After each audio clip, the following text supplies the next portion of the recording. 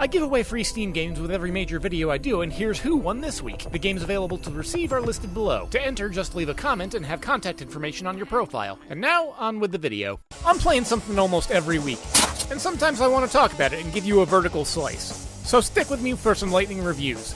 This week, on the chopping block. This week I've been playing Spiritfarer. Before I get too deep into the meat and potatoes of this game, I want to level with all of you. I'm about to list all the games that have ever made me cry in some way or another. One that I've mentioned before is Journey by that game company. This is primarily due to the relationships that I build with random people I encounter on my way through. Another one is Final Fantasy X, with my original playthrough on the PS2 back in the day. That's partly because Final Fantasy X was one of the first games that made me realize games could be more than just an amusing time waster, and I got way invested into the characters and story. I also remember crying at Pokemon Blue, but I'm pretty sure that's more because I corrupted my data by using GameShark codes back in the day, so I'm not sure that one counts. I say all of this to preface the following. While I say these games made me cry, it was usually a little more than me getting a bit emotional and a tear coming to my eye. Spiritfarer, by comparison, flat out made me sob. Like, tears streaming down my face, sharpened breathing, and being left a devastated emotional husk on my couch. Alright, with that opener out of the way, let's backtrack to the nuts and bolts of how cartoony graphics and button presses reduced me to a state of audible despondency. The game starts with the main character, Stella, being designated as the eponymous Spiritfarer, a guardian who's tasked with sailing through the sea between worlds, finding souls that have been scattered amongst various islands, and acting as their caregiver until the time comes for you to bring them to the final gate and they complete their journey to the other side.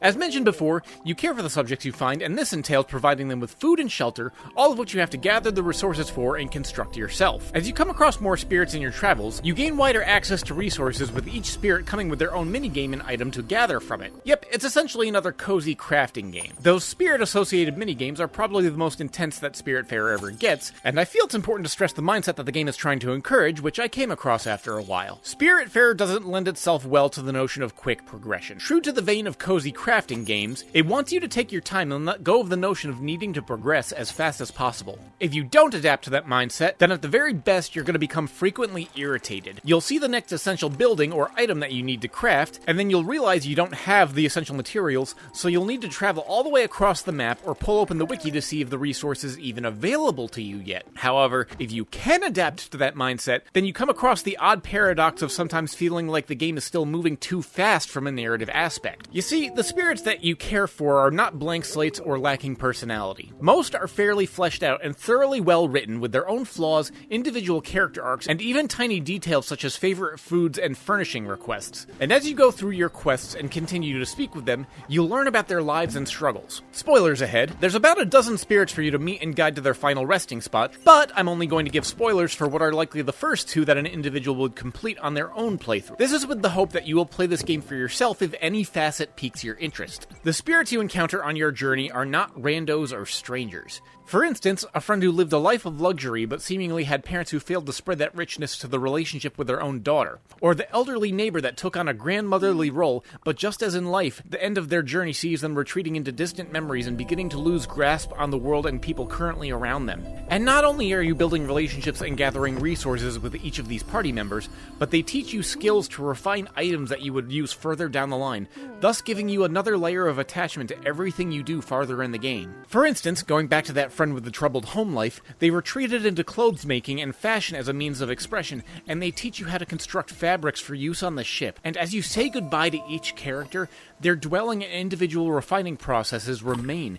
turning your entire ship into a floating memorial, laced with memories from the pleasant to the painful. With all that explanation, I hope it's revealed to you as to why this game reduced me to a blubbering mess. As I continue my playthrough, I can't help but feel like Spiritfarer is going to break into the list of the most esteemed titles I've ever played. It's not exactly a game you play for fun, but a game you play to feel. To linger on the thoughts of the temporary nature of everything, and to cherish those you love, and even come to appreciate the things that irritated from those that you can't visit anymore. Even as I write this script, I find myself welling up as I'm reminded of my own relationships that get drawn to the surface because of this game. I'll decline to end this video in my usual way, just because I think this game deserves reflection and attention in its own right. On that note, I'll see you next week. Hmm.